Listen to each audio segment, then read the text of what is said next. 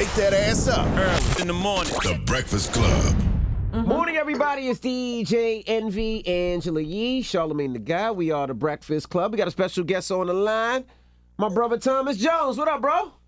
What's up, brother? How you doing? How's everything, man? Family good? Everything's good, bro. Family's good. Life is good, man. Thank you. Now, if you don't know, Thomas Jones, of course, was an NFL football star and made the transition from NFL to acting. Now, how has that transition been? How has that been? Hold on, Envy. So not just acting, okay, but also producing and backing up to the football. I see that you were just, you could potentially be in the Hall of Fame. Yeah, it's crazy.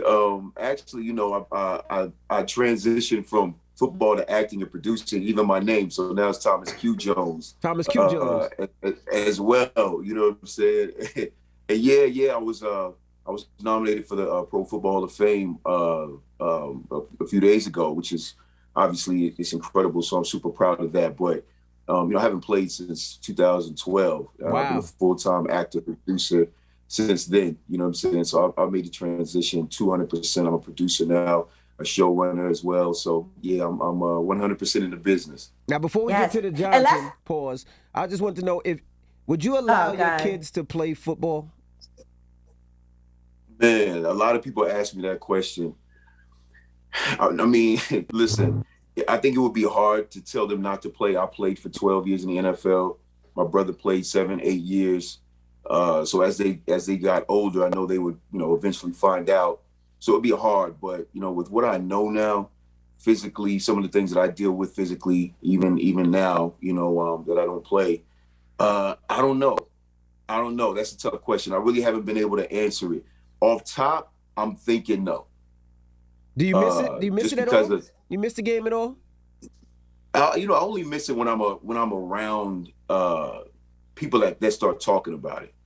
But the crazy part about it is, you know, being in Hollywood and in this business, you know, nobody really talks about football. Even in LA, you know, you have the two teams out there, but they talking about football. You know, the circles I'm in, they all talking about, you know, TV series and feature films and all that type of stuff, budgets, all that, you know what I mean? So I don't really talk to that many people about football, but when I get around people and they start talking about, you know, football and, you know, running backs and all that specific stuff, then, you know, I kind of miss it a little bit. And can people vote to help you get into the Hall of Fame? Just so we put that out there right now. Yeah, you can. You can actually go to the Pro Football Hall of Fame website, and they have a link where you can cast your vote for all the nominees for all the positions. So you can go to the site. You can scroll up. It's alphabetical order, so you can find my name in the J's and you know, cast your vote. So you were supposed to plug that when I said that. So you know, we want to make sure. Yeah, I'm ready to get into this Johnson thing. I'm so far removed from football, man. Sometimes it's almost like I didn't even play. So. And you know what? The last time you were on, I feel like you were telling us about this show too. I was. The last time I was on, I was actually promoting Luke Cage. A few years ago, and I mentioned this at the end of the show that I was working on something that, you know, represented the everyday black man, and it was this show. The show is Johnson. It was created by my producing partner Deji LeRae in 2014. Actually, created the idea, and the show is based around 4 black men. All of us are best friends. We've been like brothers since childhood, and we all have the same last name Johnson, which is symbolic for several reasons. One is it's actually the most popular last African-American last name. Switches between that and Williams, I think, every other year, something like that. And also just, you know, everybody knows the Johnson, you know what I'm saying? Everybody knows somebody with the last name Johnson, and it stands for the black experience that we have is similar, although we are different people. And we also know another definition for Johnson, right? Yeah. I think most people know what that double entendre is. So it's 4 black men. It's a black male POV show. Just around 4 different black men that have different life experiences, different occupations, but still showing, you know, how we all are brothers and are still connected. Right. And relationship, even like, so the thing is, I know a little bit about this because I actually did film a scene. Yeah. And so this was an interesting time for me because I was in Atlanta. I had just came from my birthday gathering, and this is when Dave Chappelle ended up getting COVID. And so I had just left from there, and I was getting tested when I found out the news. So I was so nervous, like, am I still going to be able to do my scene? Right. But fortunately, I tested negative. And the scene that I did, I actually kind of play who I am in real life. And this is the finale, correct? Right. Yeah. So the season finale will air this Sunday on Bounce TV at 8/7 Central. It's a 10-episode series. So we started August 1st. It's been an incredible series. We actually opened up the premiere episode to 2.1 million viewers. So that's a Bounce TV record. So, I mean, the viewership has been incredible. The feedback has been incredible because the conversations have been incredible. They've been very specific. We deal with a lot of different issues that are in the Black community that, you know, you may see on social media, but you don't hear them a lot, you know, on TV, especially from a Black man's perspective. You know, we get into conversations like mental health, politics, interracial marriage, divorce and custody battles. So in a short period of time, there's only 30-minute episodes, we get into a lot of content, and the feedback has been incredible. So much so that we actually, yesterday, we just found out we were renewed for season 2. Yay! Oh, that's great. Congrats. That was my next question. So what made you want to do this? Now, by the way, I'm back because I just voted for you. So I know you don't care necessarily per se, no. but I just voted for you. No, I'm not saying I don't care. I want you to vote. I just voted for y'all. I voted for you, and I voted for Geballa. Those are my two homies. So I voted for both of y'all. I just want to let you know. So now I'm back. That's VA in the building. That's right. Up to down. That's right. That's right. Yeah, so what made you want to do this? Like, what made this so special for you to do? And also, I want to know what Angela Yee's what character in this is. Okay, so when I met Deji in 2017, he's the creator of the show, my producing partner. We have a company, Midnight Train Productions. You know, he presented this show to me and said, "Hey, listen, you know, I see that you're kind of getting into creating your own content because I just finished filming my own movie, A Violent Man, that I starred in and executive produced. And he said, I have this Project Johnson. You know, I see that you're passionate about this. And, you know, I want to just kind of run this across your desk, see if it's something you're interested in." So I looked at the script, and it was my life.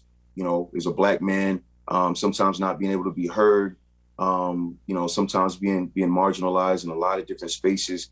I felt like it was a great opportunity as a creator to really speak truth to power in regards to me being a Black man and also, you know, representing other Black men. And so it was a no-brainer for me. I told him, listen, you know, I don't just want to be an actor in this. I want to produce this with you. And so Deji and I, we both put our money together. We split the bill. We shot a pilot episode. We cast a lot of our friends, people that are super talented actors that were on the verge, on the rise. And we shot a pilot. And so in 2017, we shot the pilot episode. Hollywood is a tough business, man. You know, you get a lot of no's a lot of the time. Sometimes, especially as you know, Black men with content like this, that's very, very specific to Black men, and it hasn't really been seen that much on TV before. A lot of people love the idea of it, but they just weren't sure whether or not it could really move the needle.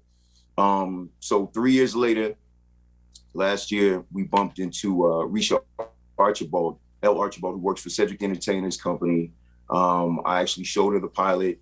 She loved it immediately. She asked, could I send it to her? I sent it to her. She sent it over to Cedric, the entertainer, and Eric C. Rohn, who's his partner.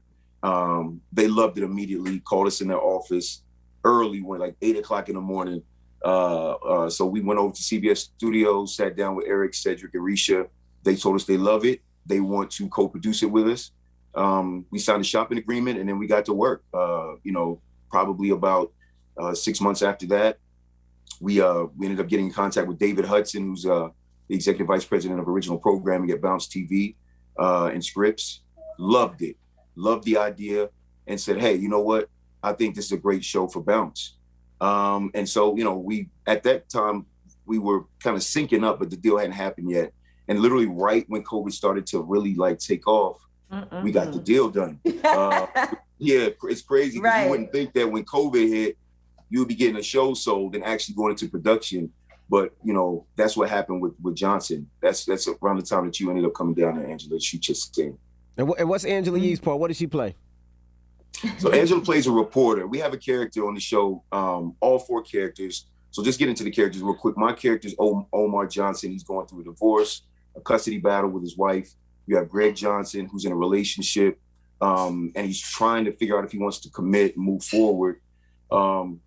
You have Keith Johnson, who's this creative photographer, who's an inspiring artist, who's kind of naive and gullible when it comes to women. And then you have Jarvis Johnson, who owns his own brokerage. He went to Yale. He's in a interracial relationship. He's married to a white woman. He's married to a white woman.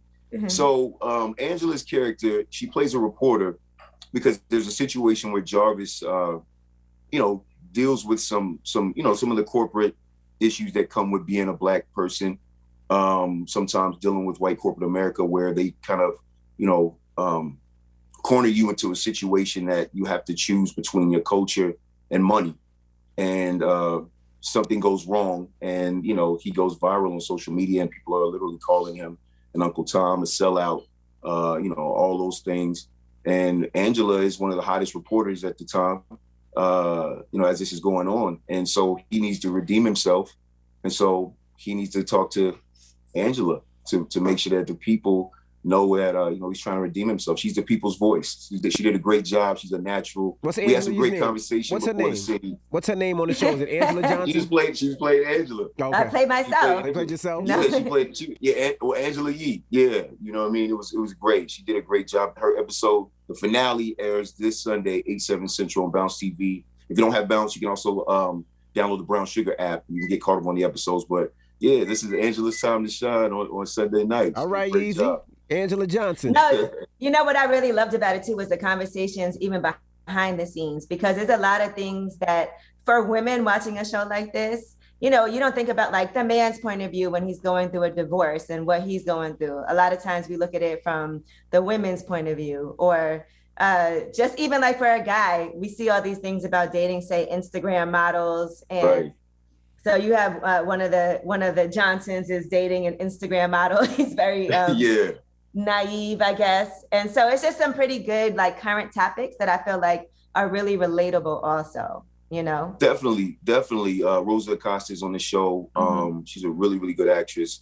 She plays an Instagram model, and she represents the Instagram models well on the show. I'll say that much. Because there's this like, I feel like people have this idea or notion of what a woman is like, if that's what her occupation is, and can you take a woman seriously? But she could be a very sweet, smart, financially successful person. Right. No, I mean, obviously everybody's not the same. You have certain people who are a certain way, but at the end of the day, she represents kind of the idea of what the Instagram model is. And in regards to Keith Johnson, who, plays her love interest, if you're a gullible, naive kind of guy, sometimes, that's not the best relationship for you to possibly be in. And so we kind of show that from an honest perspective. It's a very unbiased show. It's not one of these shows where the men are right and the women are wrong. Everyone has an honest perspective. And I think that's why the responses have been so positive, because, women watching the show don't feel like they're being blamed or targeted. They feel like their representatives are giving them an honest perspective and an honest voice. It's a very complex show, very complex, man. We get into a lot of different topics, and some people get triggered, honestly, but that's what we wanted. Because I feel like in the community, in the Black community, there's a divide between Black men and Black women, and there's so many incredible women's shows, Insecure, Girlfriends. All these shows over the years have shown the Black woman's perspective, which has been incredible. But I do think on the Black male side, usually see us in some stereotypical roles, stereotypical situations.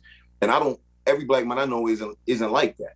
You know what I'm saying? Like, so we wanted to make a show that represented the everyday Black man that's just, trying to make a living. He's not gangster and he's not a comedian. He's just, getting through life like everybody else, and kind of giving the Black men a voice. Gotcha. Mm-hmm. Well, I look forward to checking this out. I definitely that last episode with Yee.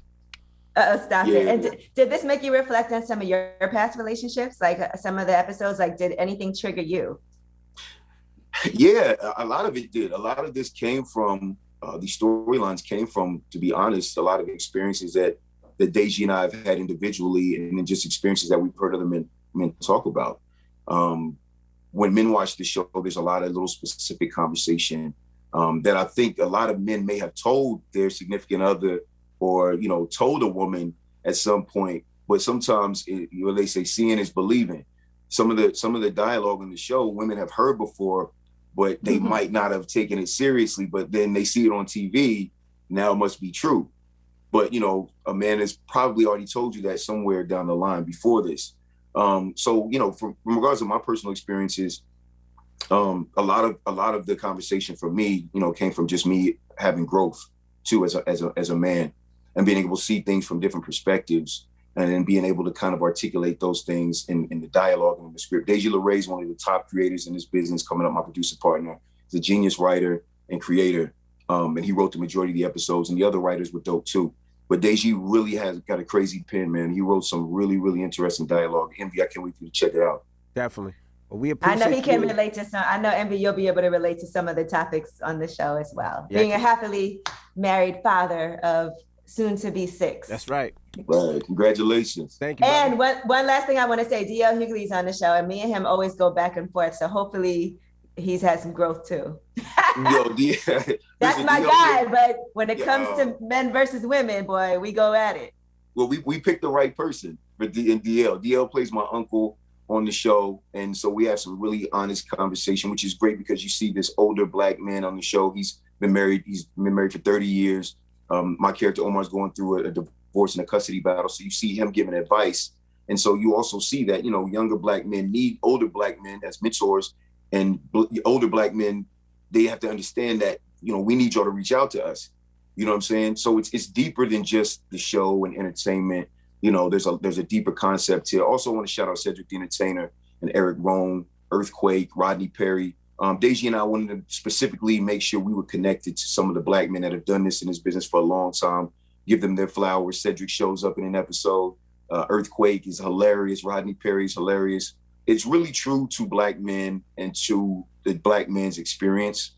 And I think that people are really, really starting to see that, hey, you know, Black men have emotions. Black men are vulnerable. Black men can be open. Right.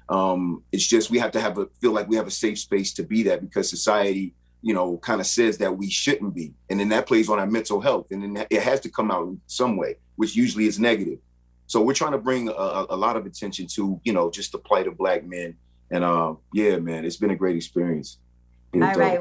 Well, congrats on the renewal for season 2. And make sure y'all, if you haven't seen all of the episodes, make sure you binge watch it so you can catch up in time for the finale. Absolutely. Thank you. All right, bro. Well, it's Thomas Q. Jones. All right. It's the Breakfast Club. Good morning.